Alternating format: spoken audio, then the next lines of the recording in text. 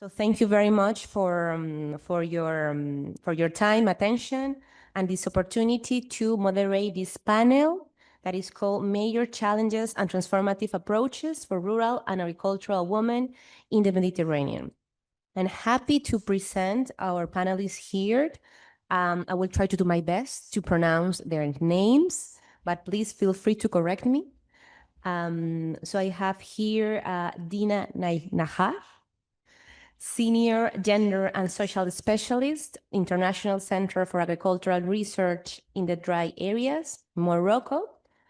She's a social and gender specialist, a sociocultural anthropologist by training.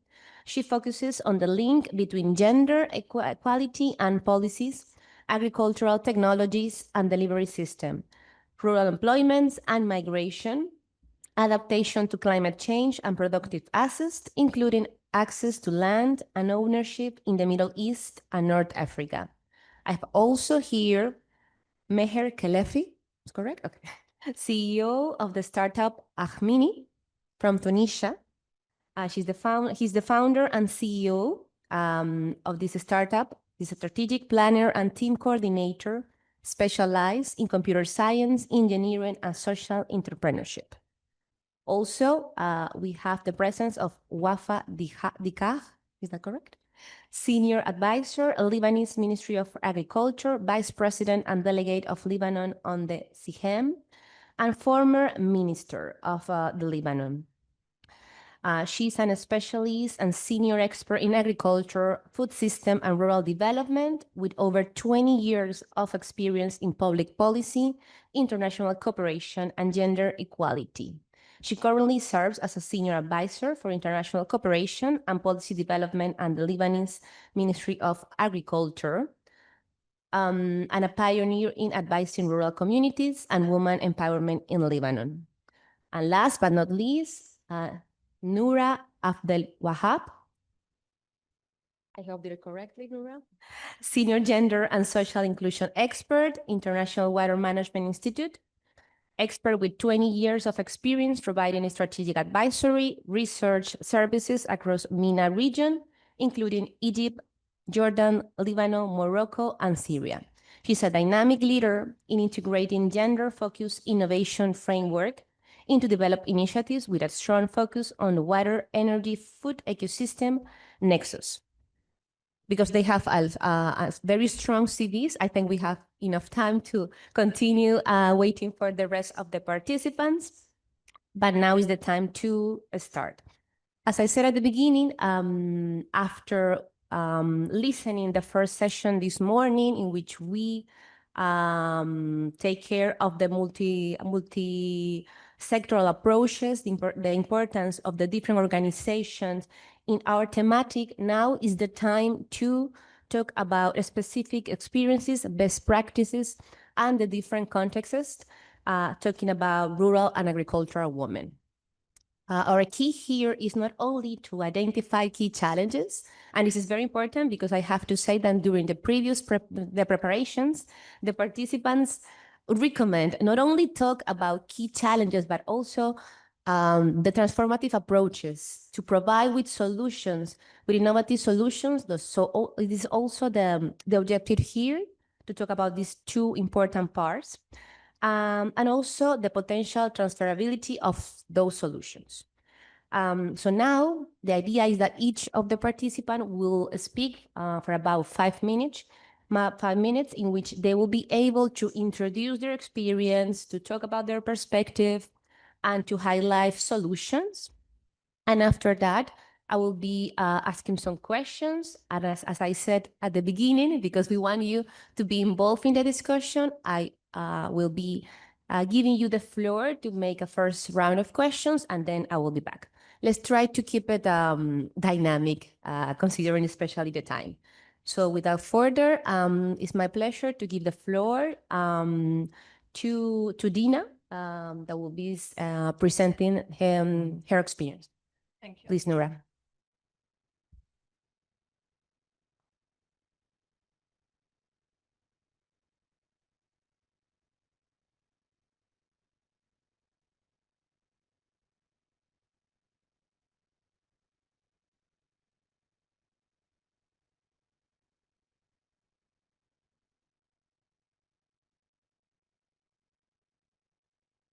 Sorry, I'm just waiting for it to be projected.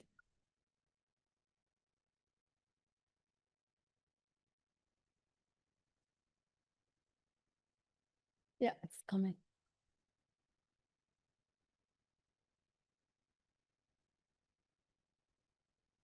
Okay, I will start. Hopefully, in the meantime, the presentation will come. So we all know that women contribute a central role to agricultural production and rural livelihoods.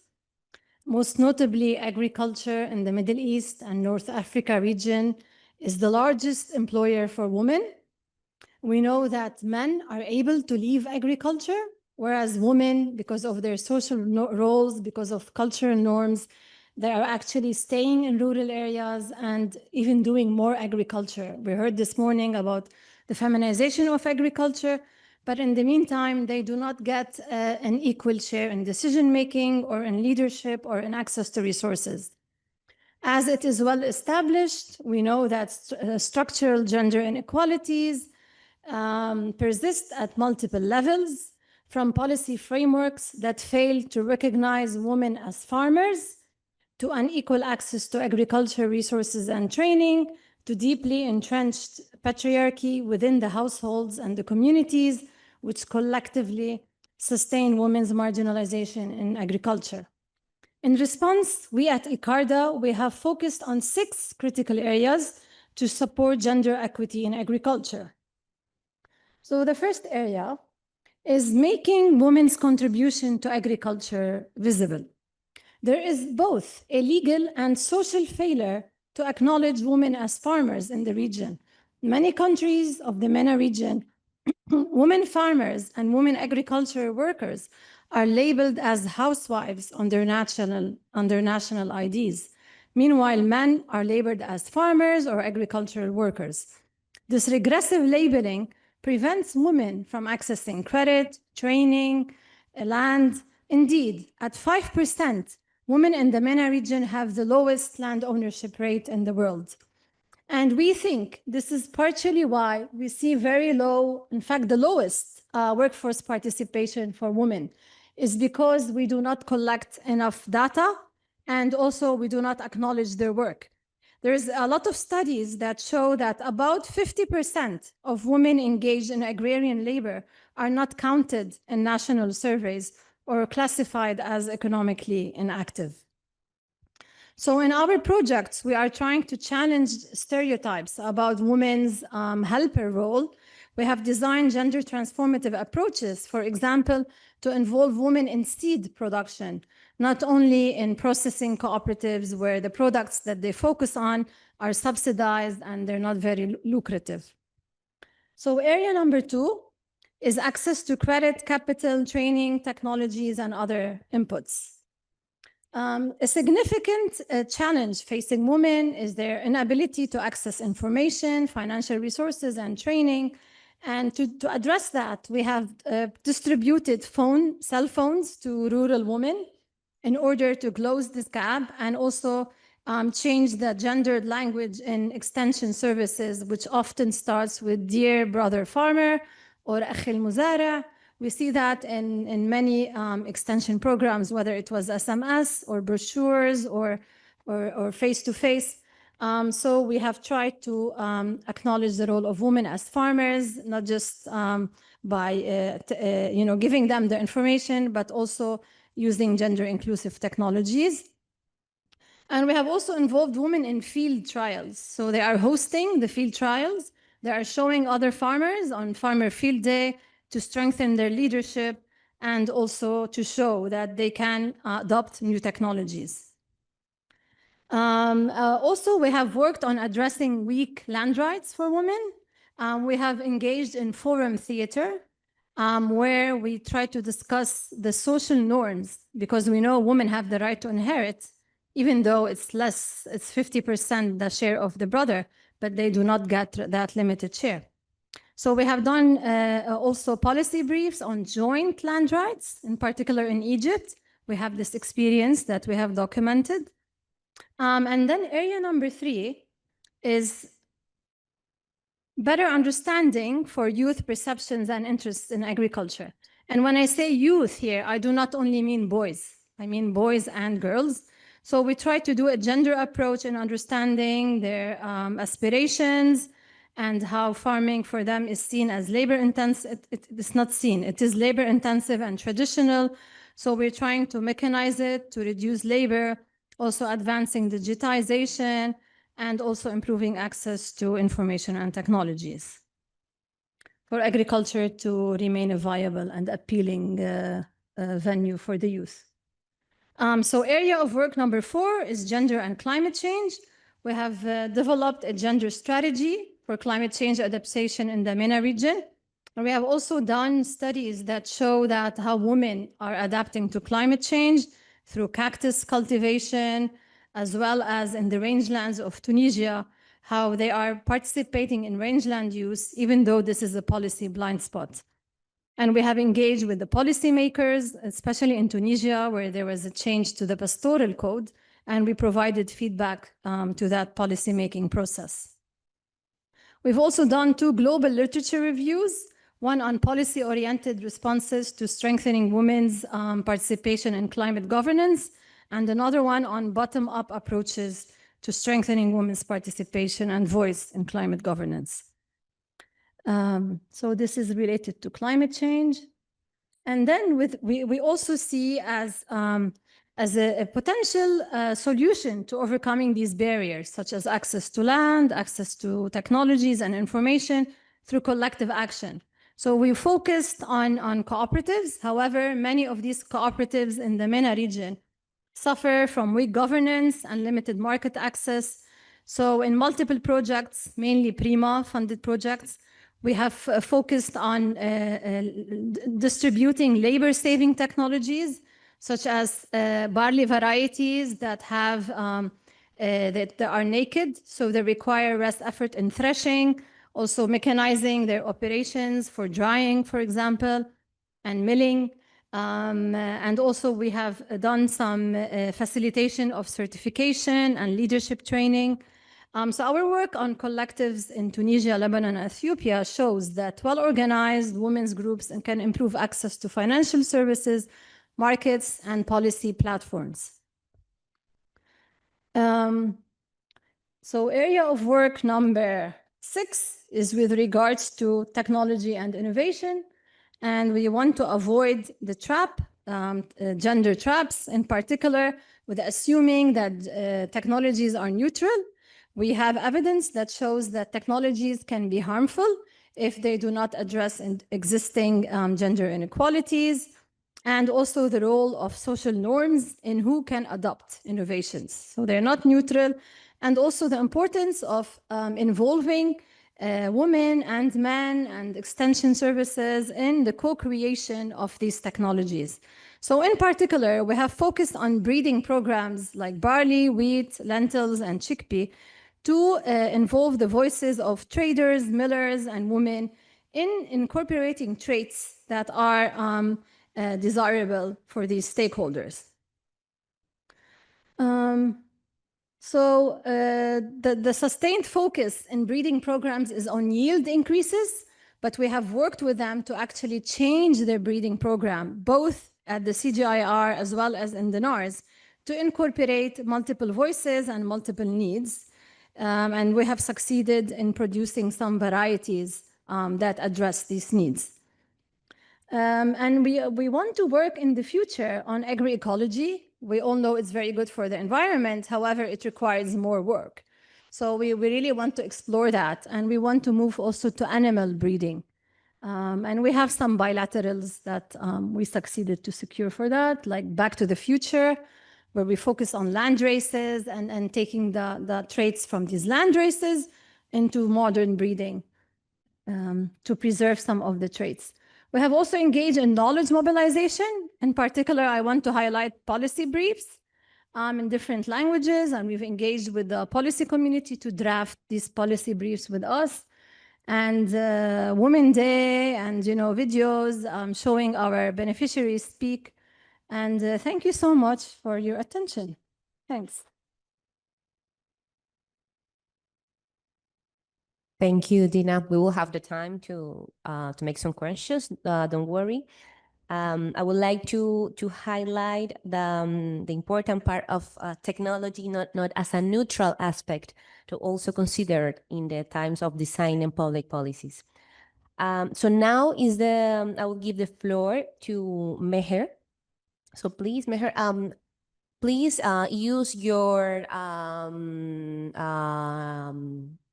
apparatus, the earphones, because maybe he will be switching between French and English. So yeah, please feel free to speak wherever you feel more comfortable.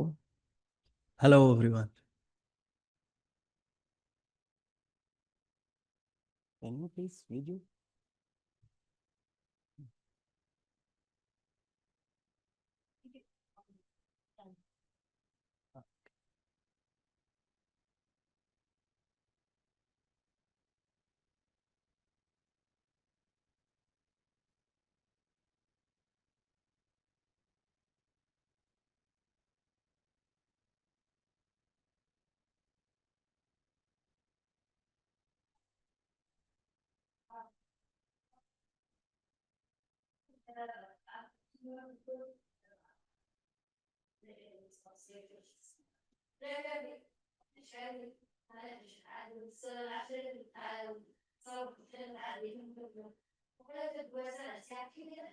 كتصوير يقول لك برا نصور بسكانير، برا نصور بحاجه، ما عنديش باش نصور، نروح ونقعد مريضه وما نصورش وما نعملش الدواء، نشريش الدواء، ما تفكرينا حتى في حاجه وما تلفتين لينا حتى في حاجه.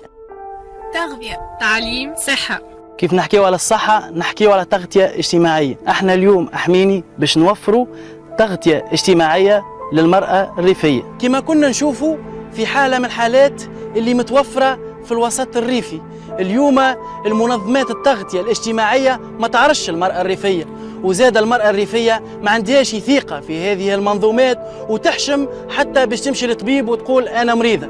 اليوم أحميني بلاتفورم تمكن من جمع المعلومات على المرأة الريفية وتوفر باكيج دو سوليسيون انتجري، توفر عدة خدمات للمرأة الريفية. إدماج في منظومة تغذية اجتماعية العامة والخاصة، توعية صحية، خدمات وقائية، تواصل مع المرأة الريفية حول كل المستجدات الصحية عن طريق الإرساليات القصيرة، وخلاص معاليم الانخراط في المنظومة دون تحمل مصاريف ومعاناة التنقل للإدارة. أحميني هي جسر تواصل بين منظومة التغذية الاجتماعية المعقدة وحاجيات المرأة الريفية البسيطة باعتماد التكنولوجيا الحديثة.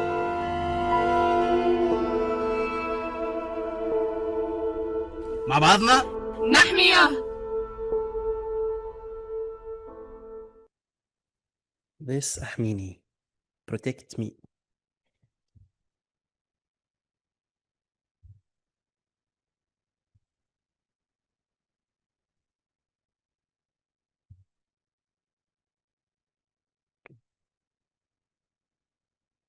Ahmini is a digital platform helping rural community access insurance and security social. Our mission is to support underserved people by connected them to essential service. This we aim to empower rural women using technology for financial security in Tunisia.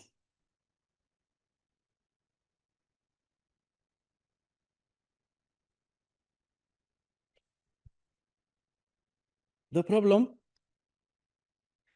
9% for rural Tunisian women do not have insurance.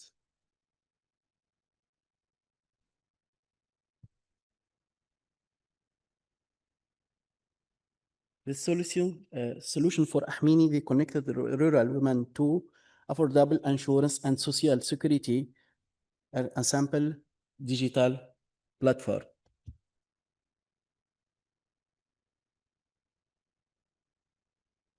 This photo includes rural women in Tunisia. It is launched Ahmini in Tunisia and in GCC.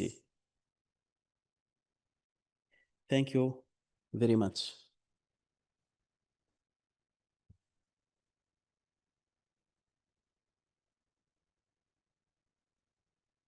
Thank you very much, Meher. It's very interesting. I know that the audience should have questions about this process.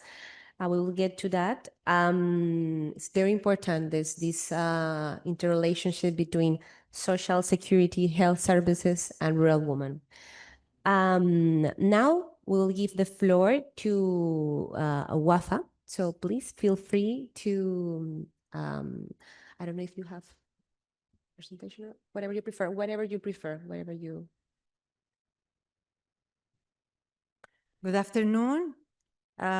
It's really a pleasure to be among you today, and this is a very engaging discussion. I'm very happy. I thank the organizers. I thank also Director Raoul for inviting me here. It's overdue, my visit to Zaragoza campus, so thank you.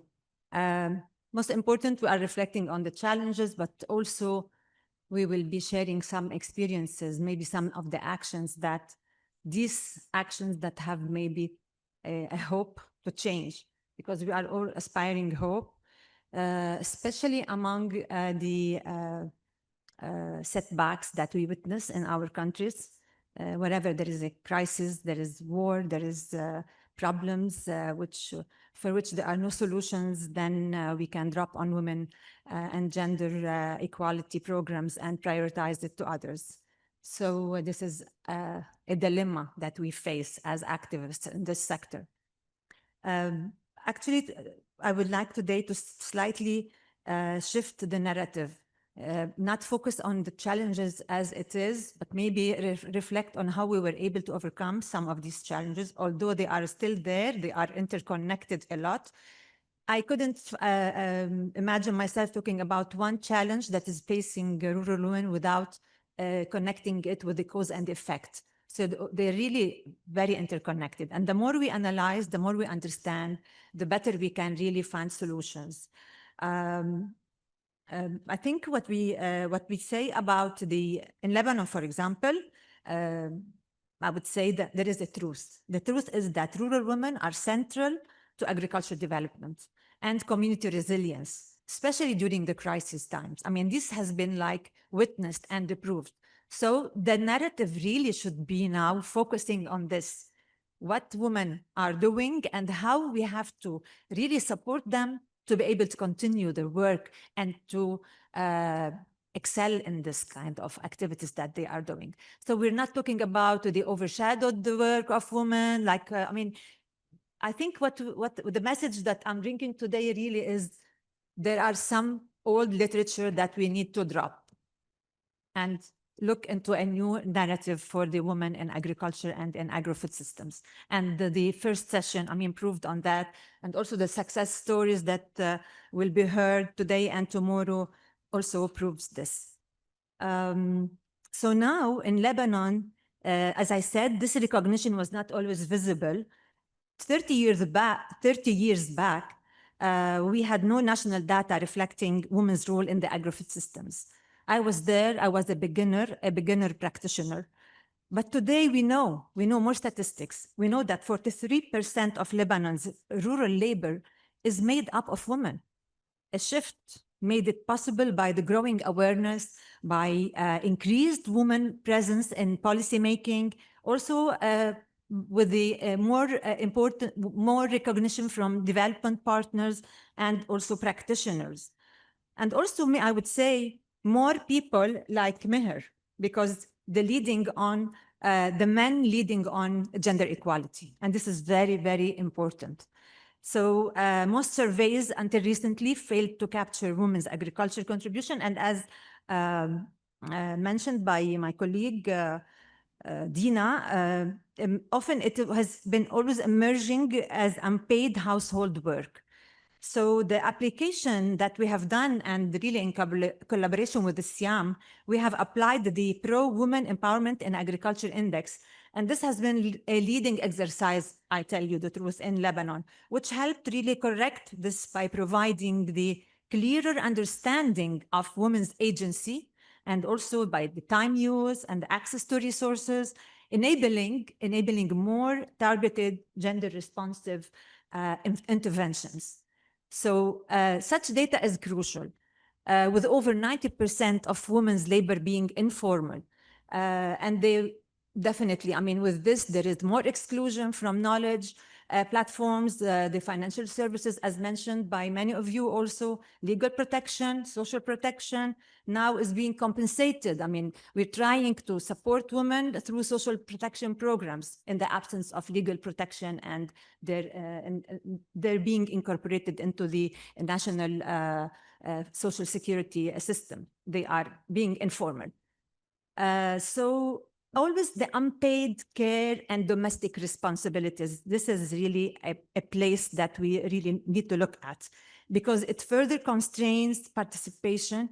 In many rural Lebanese communities, women carry the bulk, as we are now all aware, of caregiving duties, childcare, elder care, food preparation, all this subsistence farming. So even women in some of the focus groups in rural areas, and this is very recent, she shared the experience that, honestly, my real empowerment, and these are her words, but in Arabic, of course, only began once my children were grown up, as a woman who wants to really develop her business. I will mention only also something about the gender digital divide, which is also there in Lebanon. Despite the growing digitalization, we are still on 27% of rural women in Lebanon. Only they use the digital platforms for production or for marketing, with success stories, with remarkable success stories. Do I have still time to go a little bit on the somehow, I mean, what we have piloted? Because it's a pilot still, is not really all over the country, but they gave promising results. Gender responsive project design with clear gender strategies. And this is, I think, a practice that should come in a way or another to be a compulsory for all the development projects, because these are implied sometimes by the donors. However, I see it really in my country as a policymaker to be like a prerequisite to have a gender equality strategy with all the programs and development projects. And this is because it is a gender mainstreaming across with all the actors, with all the involved service providers. We have people who were involved in gender equality training who never heard of the word, like what do you mean by gender mainstreaming? What do you mean by gender equality? And these are service providers who used to provide inputs for women farmers, who used to provide fertilizers and even machineries. So these were, I mean, this is the kind of transformative approaches that might really do a change in the long term. Another thing is really, and this is also related to what ICARDA has been doing with the FAO and with the CIAM as well, together with the Ministry of Agriculture, empowering women as entrepreneurs through the entrepreneurship and cooperative business school programs. These SBS and SCCS has been really a success stories with farmers and farmers community, including men and women at the same time. But they have been really very successful in Lebanon with the cooperatives because they combine business training, market access support, tailored capacity development, and to improve the women's leadership and income generation and autonomy. There has been impact assessment where a 30 to 40% increase in income among participating women and improved in their decision-making roles. The final tool that we have applied, and maybe later on I can elaborate more, is the addressing the gender norms and cultural barriers through the GALS. The GALS, I'm sure you are aware of this tool. It's a gender action learning system. And this has been applied in all the joint projects with the FAO and the Ministry of Agriculture. We have trained over the 5 years, so many women and men. Even during COVID, we were doing online training, engaging all the family members. And this has really fostered improved household dialogue. It decreased the tension due to the COVID, and the people, they are stuck there in their houses. It reduced the violence among family members, and most importantly, promoted male engagement in support of women's agency and also in cooperative participation. So I'll stop here and maybe later on we can elaborate more. Thank you very much.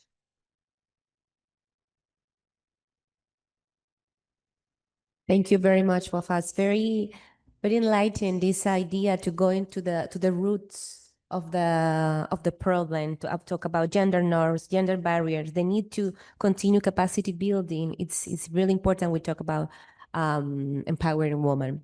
So to close this first part, I would like to give the floor to Noura. So feel free, Noura.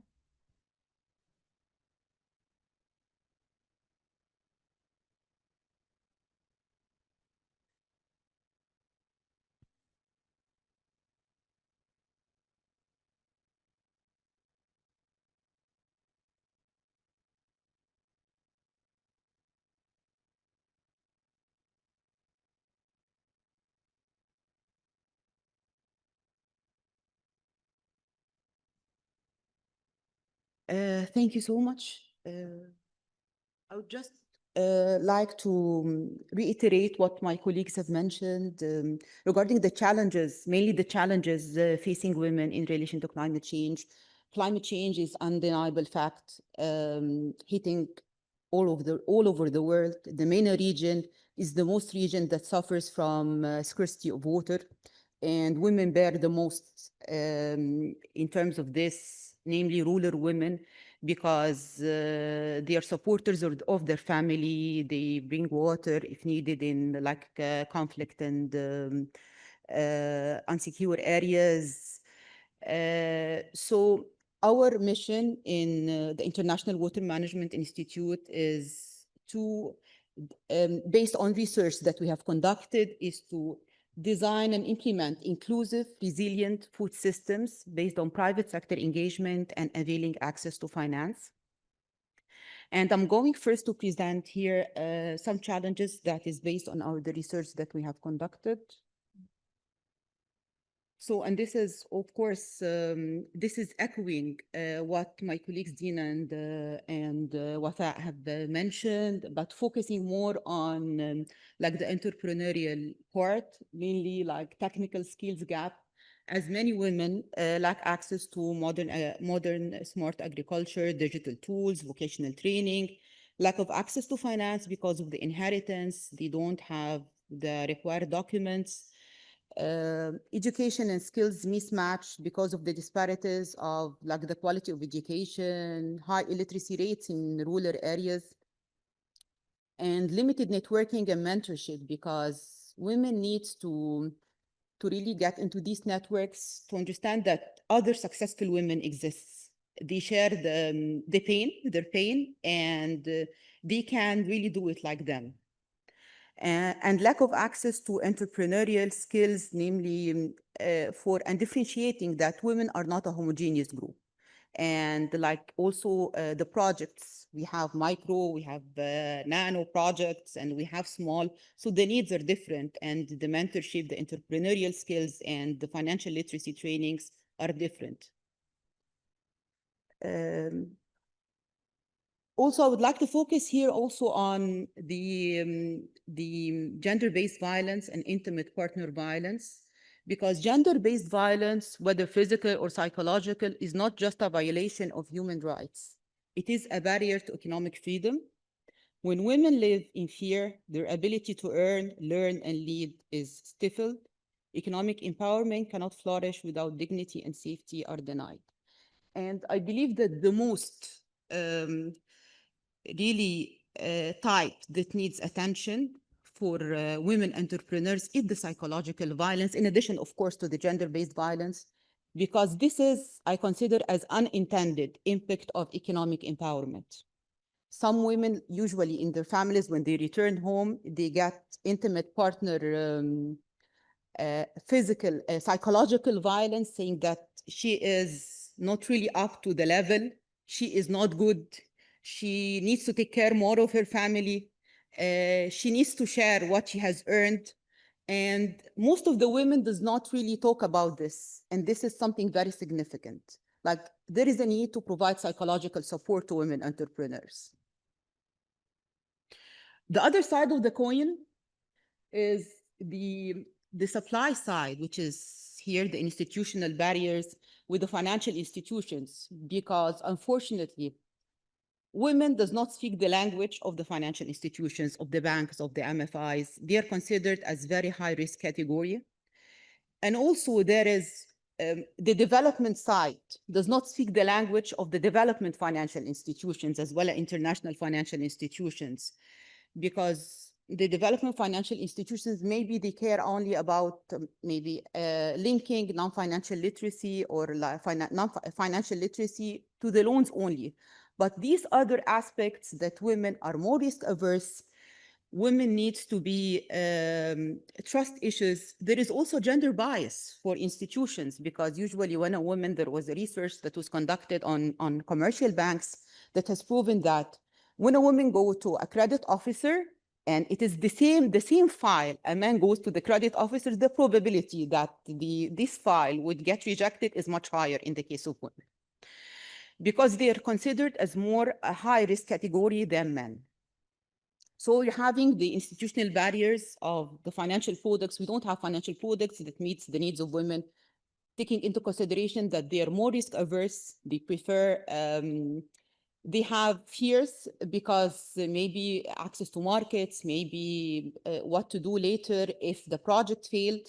They have questions that is not answered by the credit and risk officers. Service gaps like limited outreach and lack of women-targeted financial products, disconnection between the non-financial services and financial services. Because in most of the cases, what we have found is that the financial institutions, financial intermediaries, they provide the loan and they have non-financial non-financial services, but it is not known to the women.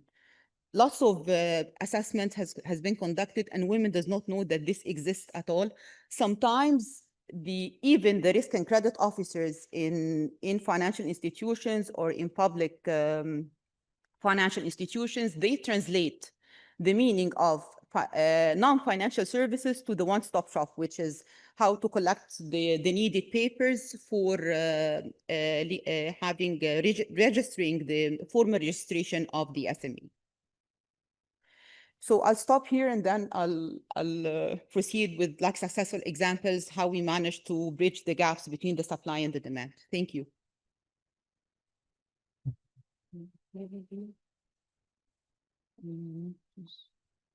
Thank you. Thank you to the four of you for this very interesting presentation with specific examples that gives us inspiration to continue elaborating on innovative responses. I would like to make a first round of questions, and then I will give you, the audience, the floor, because I'm pretty sure that you are very interested in knowing more about these experiences. Something that I see as a very conductive between the four presentations is the innovation, the data, digitalization. I would like to share that I used to be the coordinator of a food security program in Latin America. And in our activities in Costa Rica, for example, we discovered that we invested in agri-food programs. There was a lack of data that related nutrition, for example, something that you mentioned before, Dina.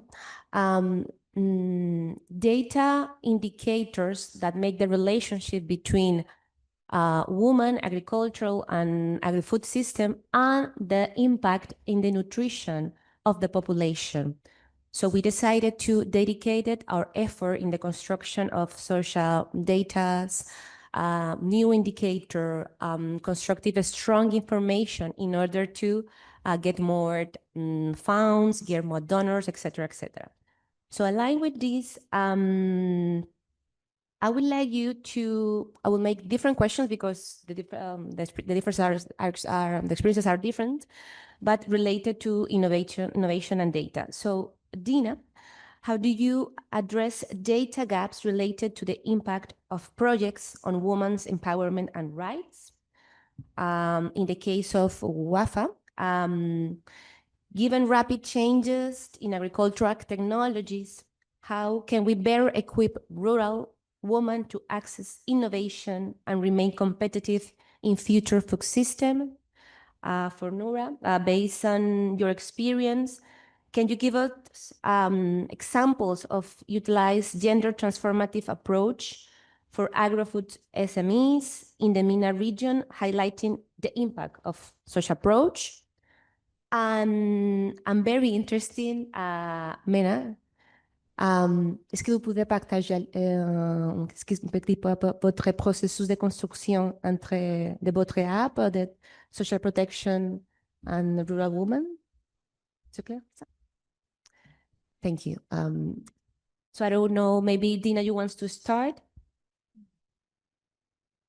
Yeah, thanks. So I think it's for us, when we deal with the lack of data, I think it's very dangerous to assume, like that women are not involved in reproduction or women are not engaging in rangeland use, and rather to do research about that and fill some gaps, even if it was like a quick study. We are aware of the limitations of doing that, but I really see a lot of instances where there's a lot of myths and stereotypes, and they do have a kernel of truth in them, and this is why people believe them, but they really need to be challenged. Just to give a quick example, we were in a rangeland project, and all the policymakers, they wanted to do some engagement with the local people using these rangelands. And they kept telling us, women are not involved, women are not involved. And it turns out that women are not involved in the same way that men are involved. So they are more likely to graze their livestock closer, not much farther away. But they are involved in also, grazing the livestock, but also in going into the rangelands, and more so because of the heat. They don't want the livestock to go out and graze for longer hours. So they go and collect the fodder and they bring it back. And then we try to show them, they are involved and this is how. That's why you need to engage them. And at the same time, they were completely marginalized from many trainings because the assumption is that women are not engaged in irrigation. And then we showed them that they are engaged. One, they are interested. Two, and some men also wanted to learn more about cheese making, and that's only offered to women. So we try to challenge some of these stereotypes in training and especially in engagement with the community. Who do we need to engage with? Yeah. Thanks. So we collect the data. There's no way around it. And it's also very interesting because your comment gave us also the same idea, to go again to the basic, to gender norms, gender stereotypes, gender barriers, and how that affects the implementation of a public policy. Thank you. Maybe you want to continue? Thank you. Concerning the access to technology, I think the first rule really is not to leave women aside. Yeah, no, we need to, women should be engaged in any kind of support to improve all field activities, whatever it is. What we have done in one of our analysis for the women roles, we have we have worked on the women diverse roles. Because women, someone mentioned this in the first session, that they're not homogeneous. They're not a homogeneous group. There are women leaders who need another kind of support. We have a very successful example here with us tomorrow. My colleague from Lebanon, she will be presenting her social enterprise, Rosie, and I couldn't but say it, Yani. You are really a leader in the olive oil, especially in exporting olive oil. And she is a woman and she comes from a rural area. So this is one example. So also there are women in rural areas who really, the literacy rate is low. So it should be adaptable to the different needs. You have women entrepreneurs who are starting their business, they need support. So, we have to tailor according to the need. And this is the first rule. And of course, there should be platforms, there should be support from, we are a country in crisis, and unfortunately, there is no sustainability in whatever we do in Lebanon, because I don't know when war will start again. So we live in instability, but also women are the resilient group, and they are on the frontliners as well. In recovery, they are there. In taking care of their families in the absence of the men who join war, or they are going there to fetch for income. So they are there, they shoulder the responsibility, but at the same time, they want to do the work.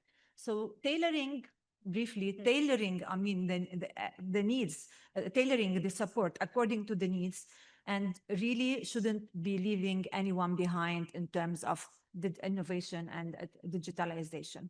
Because also another thing, and this is something that was one of the CSW themes in the past, which is the double-edged digitalization in the agriculture sector, and also the need to find the protecting legal frameworks, because we want this as a tool, but at the same time, we don't want it to be as a weapon against women, because women, even those who are doing, for example, the e-commerce, they are exposed to a lot of harassment.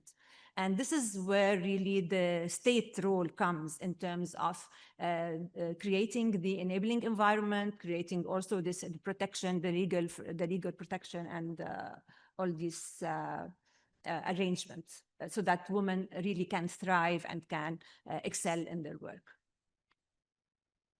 Thank you.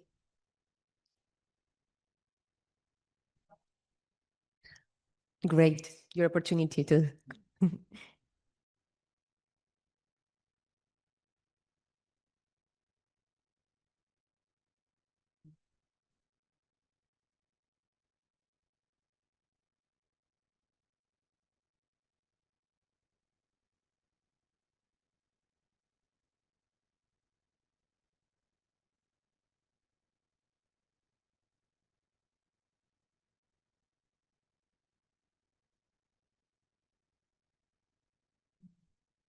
Sure, why it is not.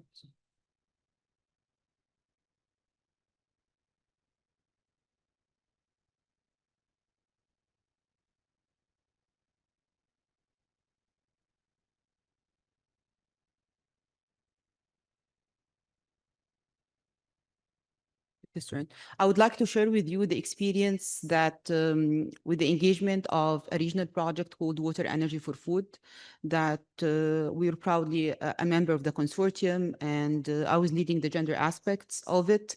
It was providing it as a sort of a comprehensive or a holistic accelerator for SMEs that have water and or energy innovations for food production. We provided support through 5 years for around 80 SMEs in the region. And unfortunately, gender transformation, or like even gender training, was very hard at the beginning during the first couple of years, because when I started to deliver like gender trainings, everybody was bored, because it's like it is part of the program, because we're giving funds for them, like around cash that ranges from $50,000 to $250,000. So they were just attending as like ticking the box. But then last around a year and a half, unfortunately, the program ended with the suspension of the USAID funds in January 2025. We were just lacking like 5 months for proper closure of the program. And we have developed a holistic, I can say a holistic gender transformative approach. And gender transformative approach does not mean that we need to change the social norms.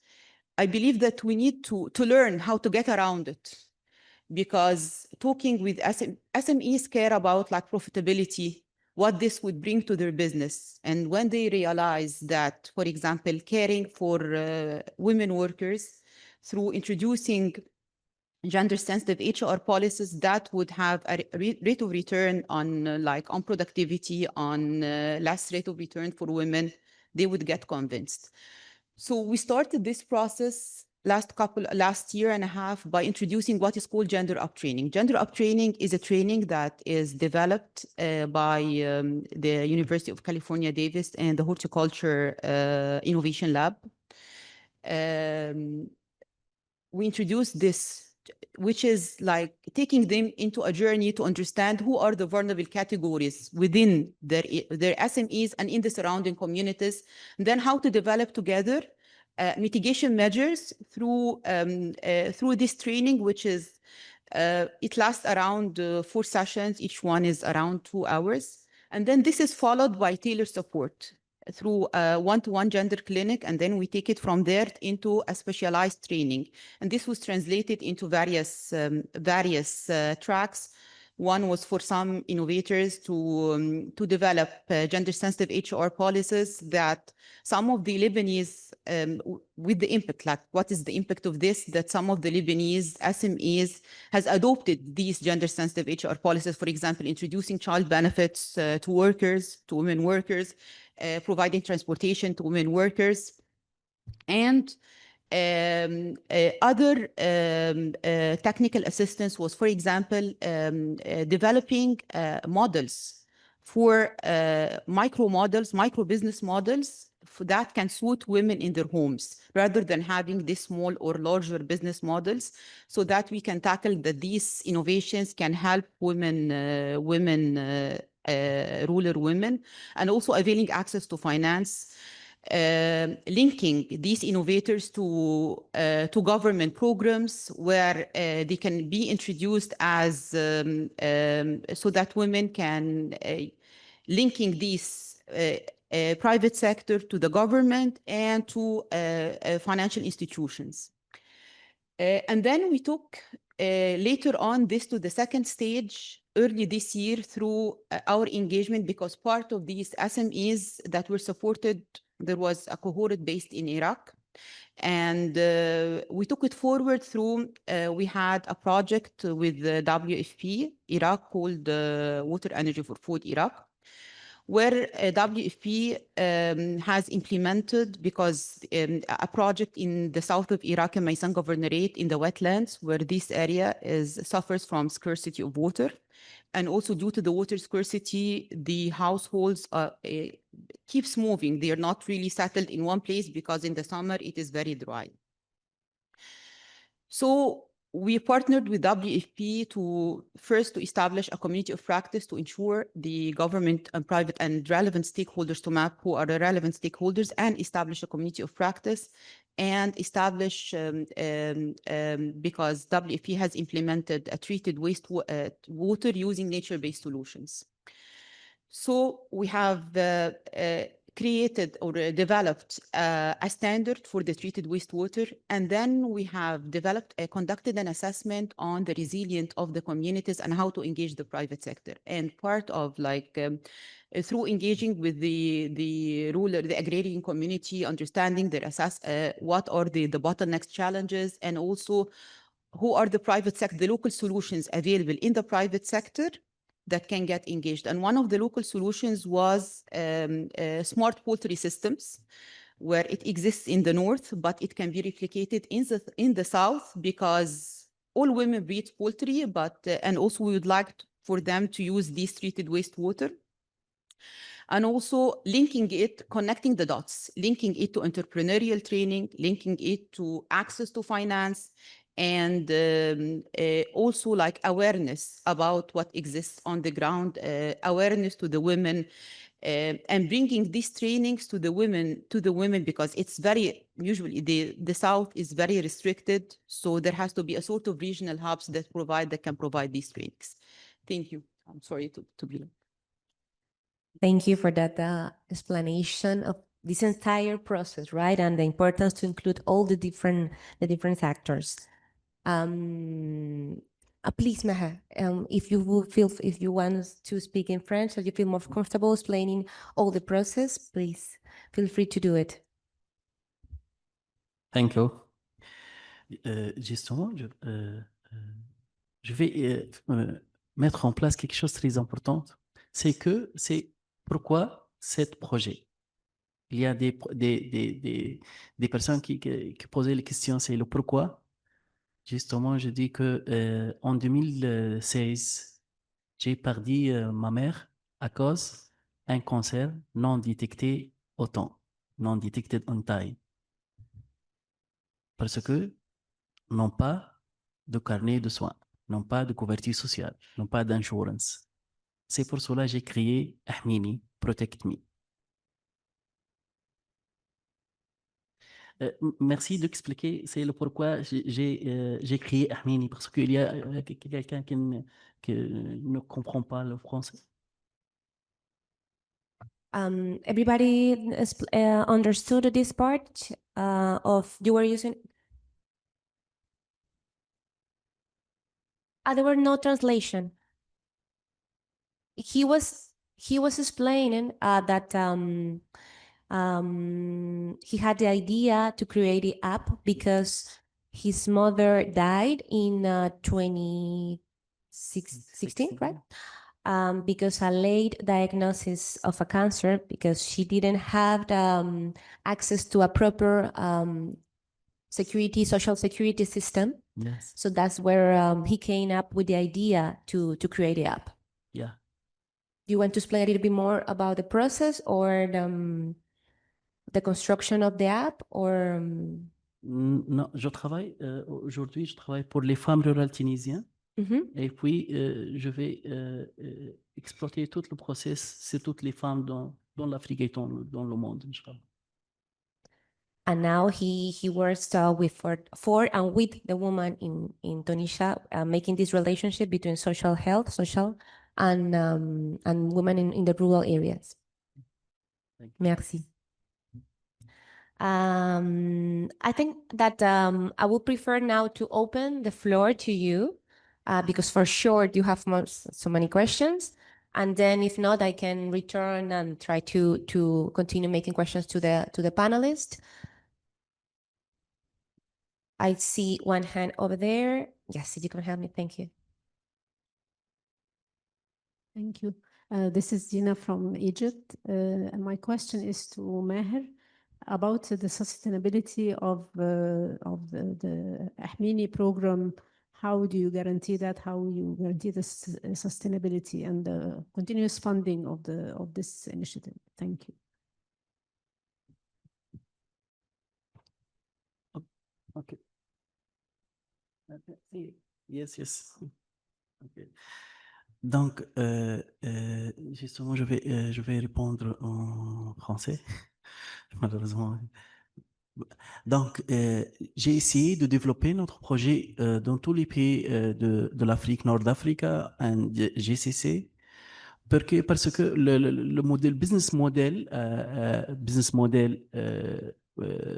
social d'une entreprise sociale, c'est très difficile.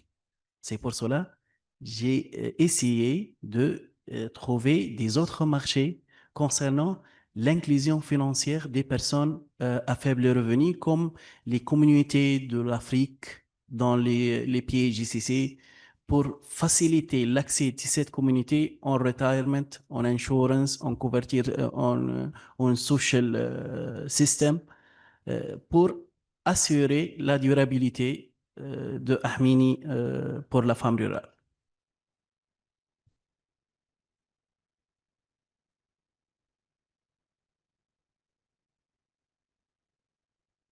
No. Okay. Sorry, I thought there was someone else waiting. Good morning, Zana Dorangrik. Good afternoon, I would say. I'm Anna Dorangrikian for the Union for Mediterranean. Thank you very much for your presentation. I have a question for the representative of the Lebanese ministry, because I think in the stage you are the only representative of a policymaker somehow. So the question is, how you, I mean, talking about Lebanon, but I think the question could be applied to several countries, because you mentioned a lot of, let's say, legal framework, programs, strategies, and so on. But the question that we also facing with someone this morning in the bus was how to make this set of measures and strategies implemented. Meaning that when you go down from the national level to the regional and local level, how you can be sure that you can work with the communities, because someone talked about community resilience. How you can be sure that these measures, these programs are really benefiting local women, being women entrepreneurs or workers or providers. But at the same time, I have to make sure there is any kind of sustainability and accountability, because without accountability, often you don't have sustainability. Do you have any monitoring system in place to see what happened after 2 years, 3 years of mentoring, of technical assistance, of training for women in rural areas? And the second question is somehow related also to what, Dina from ICARDA was mentioning, because you have been publishing a lot of policy briefs, a lot of research, but how to make sure that the result of the research are used by the policymakers and by the other actors? And the third question is for Noura, because we have been discussing about this several times already. When we talk about women entrepreneurs, how to make sure that we can support the transfer of innovation to women entrepreneurs in rural areas? Because there is an increasing risk that today we talk a lot about new technology, we talk about agri-tech, we talk about greening the sustainable food system and so on. And the risk is that all the focus, all the money will go to the, let's say, more innovative, let's say, small and medium enterprises or micro, small and medium enterprise. But then the risk is that most traditional ones will be left outside of the network of access to finance, access to the main policies. So how to, let's say, find a compromise between investing in innovation, in solution, in tech, in digital, in artificial intelligence, and so on, but at the same time, not, avoid to left all the most traditional areas where women are the most important percentage, and especially in rural areas. Sorry, it was a little bit long question, but at least it was for almost all the panels, because I had the same question about the sustainability, but you already answered, so thank you.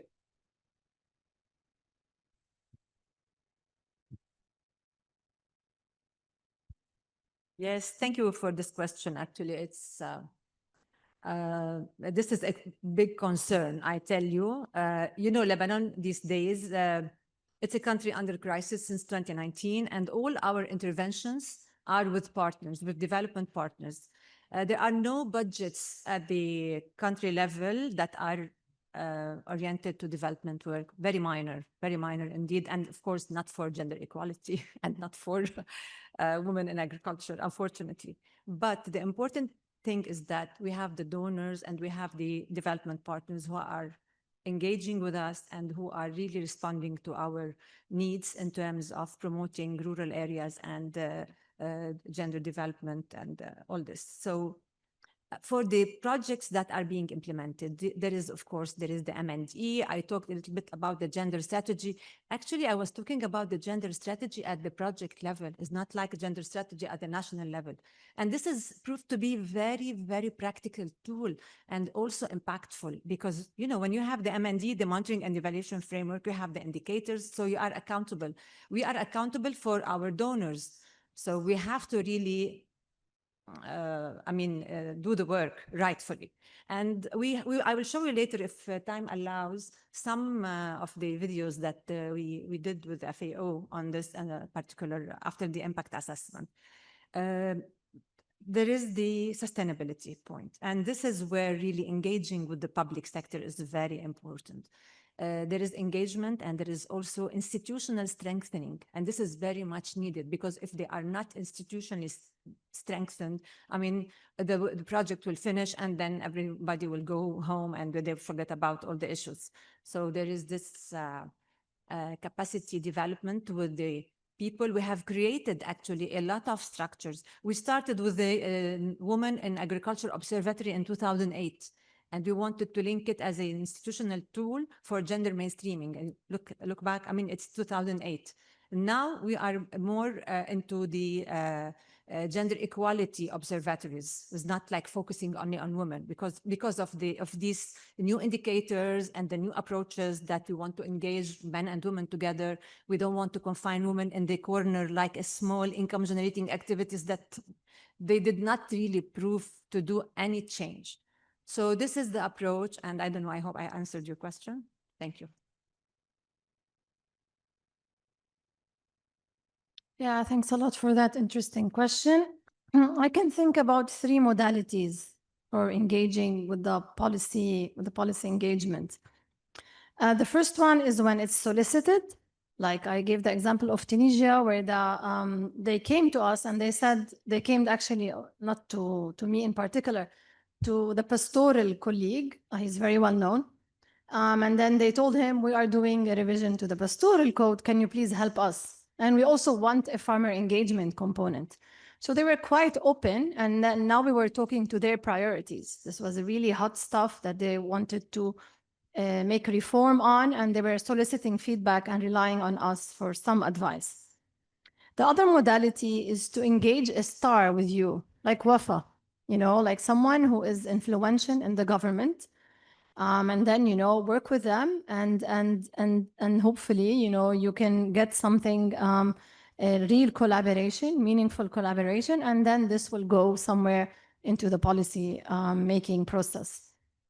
And the third way is, I think, the worst way. I'll talk about it in a minute, but I want to say that really policy making in the MENA region is very opaque. And it really depends where. I think in Lebanon, maybe you also want to engage the civil society, not just the policy community, because they also have a big role in service provision and all these things. But also, we see an increased authoritarianism in some places. I will not mention them, but I think we all know. So I think it's very important to engage with cultivating state feminism. We cannot just rely on the grassroots in this context.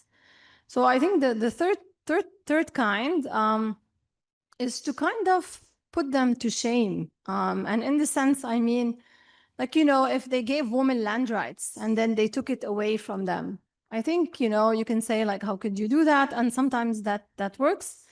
And along those same lines of this, an option of last resort, is you would hope eventually it will get picked up with time.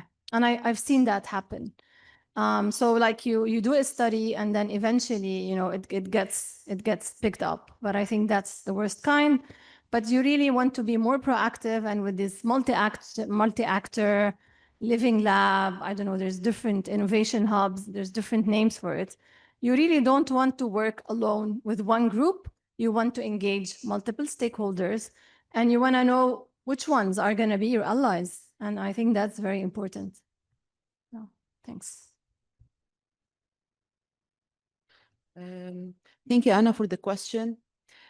Actually, what we have found based on like our field research is, yes, indeed, like elder women, like 40 plus, our perception at the beginning were that they were excluded from using like smartphones, social media, and then asking them in depth, most of them said that they use their elder children mobile at night.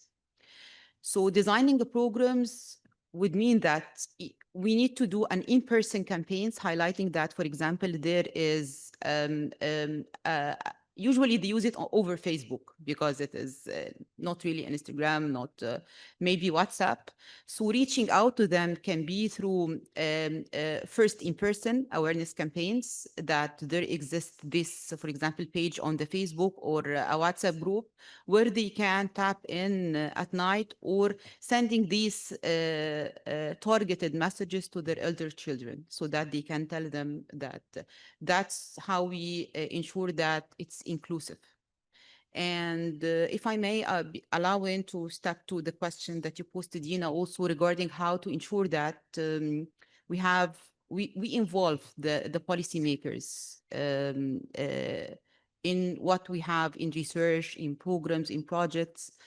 We started this cycle with IWMI, where we are doing a scientific meetings, a country scientific meetings, with the Ministry of Water and the research institutes, research centers. That is, it would be classified by themes within groups where we introduce what we are doing to them and listen to what they want so that we can tailor our programs to their needs and also make them aware about what we are doing, how this can help the problems. So it is mutually, we get mutual benefit. Thank you. Thank you. Do we have more questions to the audience? I think I saw, yeah. I have one later. You have one or two. Ah, yes. Thank you. Okay. Thank you. It isn't a question, but it is an answer for the last question from our. Okay, that's lovely. Because I want to explain in the case of Tunisia what are we doing with women who are less educated or women who are adults.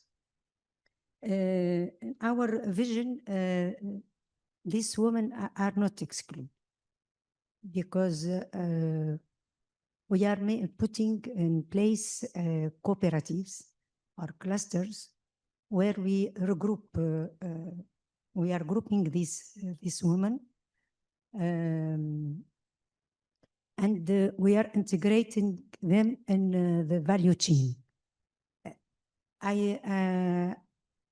It's really an effective tool to enhance this women and incubators and professional education went to them. They go to this woman in each region. Each region we make groups of women. We explain for them how they can use innovation, not great innovation, but and in the same time, we intend to make products from this woman for a target market, not for a great market, giving them innovation, scientific tools. We have an experience to take for them some material from, for example, our university, our incubator, as a pilot stations, pilot examples, and to take many women who can participate, who can transform their agricultural product in these materials, innovative materials. So it is effective. It's a very good experience, and I want to share it with our friend from.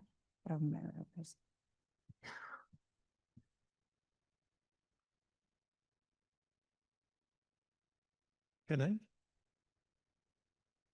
Well, I have one question. Can I?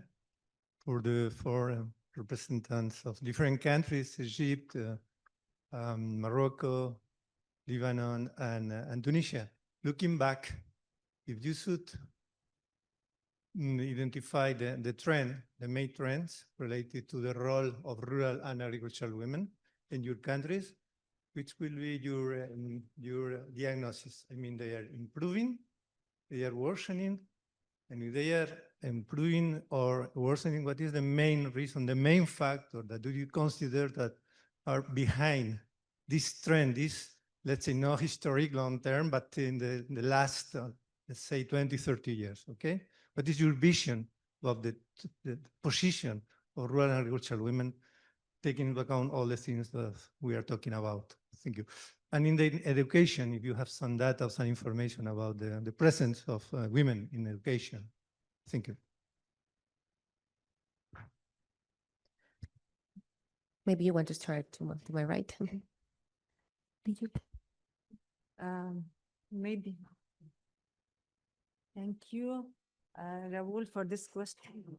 As I understood, maybe you're asking about what would be really the main driving force behind either the worsening the situation or getting it better? Maybe something like this, or maybe Main trends. because I did not hear well the question on I mean, the trend of women, Lebanese women, rural and agricultural area, the main trends about their participation, the role, if they are improving or they are worsening their position, and the drivers behind the behavior, positive or negative. Yes. You know, I always want to look at the full part of the cup. And I think there is improvement. I give examples on that. But I'm always worried about first, there is the will behind women. Women, they are recognizing themselves as the key players. They know they have to put effort. So they have the driving motivations behind, and they are responding to whatever opportunity is there. So this is really one important aspect. They have now more self-confidence and more agency growing. And they are supported even from their families as well. So now it comes here, the cultural barriers and the gender stereotypes, which is always deep-rooted. And I think it requires a lot of work still among rural communities, because you are changing mindsets. It's not about a project like doing mathematics, or you are not doing a building. I mean, it's more about changing the mindset, and this comes over time. It's very important, the education. Of course, working with the youth, I see is very, very instrumental in our rural areas, because in rural areas, a lot of young people, women and men, they are now motivated to work in agriculture, to do innovative projects in agrotourism. I mean, we work across the whole food system, is not only agriculture. So there are this like map in front of us, which we really want to empower and to work. And the responsibility is very great. But what motivates us more is the success stories. And I think this is the very good example we can say. Thank you.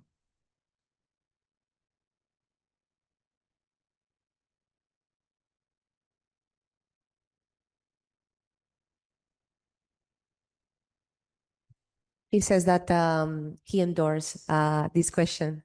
You want to add something on this set? Okay, so I think there are improvements in certain aspects. I think you already mentioned education, and we know that women are outcompeting men in maybe all educational fields, but we don't see the same with regards to land rights and some gender norms. And I do agree with Wafaa that working with the young people is likely to be the most successful. I do agree with her. Although I read a study about gender norms done by UN Women in the Arab world, because I focus there. But it says that women are changing their mindsets and they have better gender norms, but men are not having better gender norms. So I think we need to work on young men, maybe more. But just a quick example from some work we did with youth in Morocco. We used Theater Forum, or Theater of the Oppressed, to look at, we had 2 plays, and one play was on land rights, and it was done in a funny way, and the solutions were given by the community, not by us. One was on inheritance, and another one was on entrepreneurship and violence along the way and control over income. So we saw that the youth indeed were much more likely to change the way they were thinking before the play and after the play. But we saw that they were more likely to support, things like being against violence, women's control over her income, but not around inheritance. So we see some more stickiness towards land rights, and I think we really need to work more on that, because the region has the lowest on the planet. And we know that there's a lot of problems if you don't own land. But at the same time, there's not enough land for all the women. So we also need to work on ownership of other assets, like homes, cell phones, machinery, and so on, because there's not going to be enough land for everyone. Thank you. I would like to echo what Dina and Wafaa has mentioned. I believe that we were on the right track on social transformation, providing needed entrepreneurial skills, access to finance, but with the gap now that we have in funding from donors, and also other donors are a little bit seizing or like they're cutting down their budget that is expected from 2026. I believe that there is a very good opportunity to tap on funding from development financial institutions through public government financial institutions, where it is usually the funds are associated with grants. The grants can tackle social aspects, social transformation, linking these gender-based violence, psychological support, but we need to understand and to know how to speak the language of the development financial institutions. Thank you.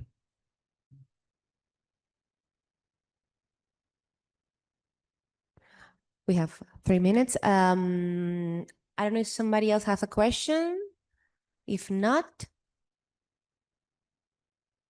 exactly. If not, we can use this time to put the video and make the closing, the wrap up and recommendation.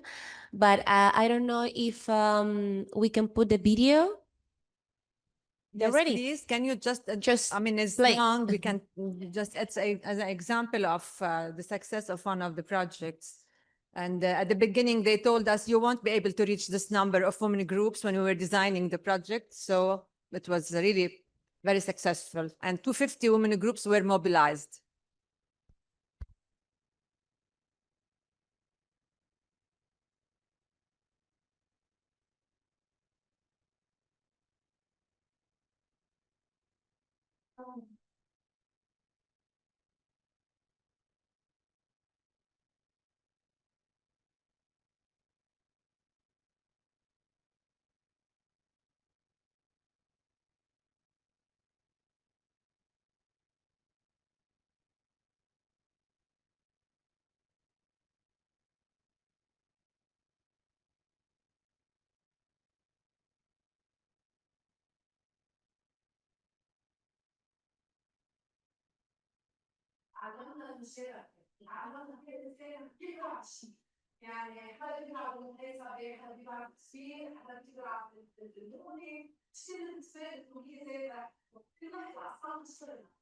قبل كانت كل ست تشتغل كل شيء، هلا لا، قسمنا شغلنا، كل ست بتشتغل شغله وحده تتكون مجموعه متكامله وننجح بعملنا. لا يجوز توزيع الارباح مباشره اجناد، الربح هو الفائض.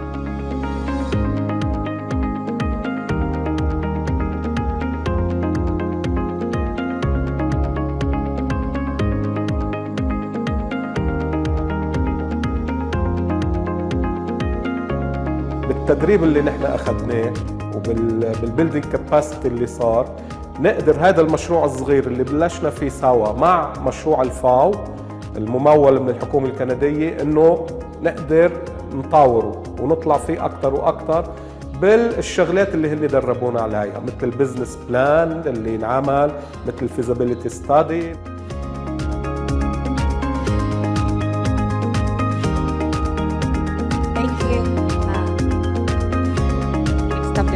ولقينا انه هن عندهم هالاستعداد الكبير لاحتضان النساء ومشاريع النساء وتشجيعهم والفعل هيدا اللي لمسناه من خلال العمل معهم.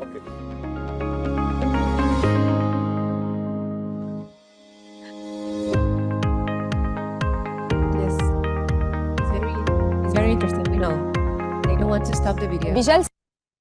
Thank you. Yes, that's right. Well, before finishing, of course, I wanted to thank all the 4 panelists with these inspiring experiences, and to you, the public, to all your attention, all your questions in this difficult time after lunch break. Only 5 minutes to 5 points to close very quickly this session. The important as seeing woman as a diverse collective, also as leaders, but recognizing the diversity between women, the power of capacity building, the construction of different trainings, including also men in this process. A third part of the need for better data and gender-responsive policies. Innovation and access to technology together with the recognition of the context. And a fifth point of gender transformation in agro-food small and medium enterprises. I would like to close also doing a call for action with these interested and innovative solutions. When women are given the tools, the support, and the support opportunities they deserve, they have the power to lead communities, drive innovation, and ensure a more sustainable and equitable future. Coming originally from Colombia, we have a phrase that it says in Spanish, if you don't hurry up, the geregere is going to eat you. The geregere is an imaginative monster, but it also can be anything. It can be climate change, it can be wars, it can be any problem that, or both, yeah, together. So we use this phrase to say that it's a time to call for action, it's a time to put all the scenario to actually change the realities. So let us continue to build this momentum and work together to create a world where women contribution, together with the importance of participation of men in agriculture and sustainability, are recognized, valued, and celebrated. Thank you very much, all of you, and thank you for your attention. I believe it's time for a coffee break, right?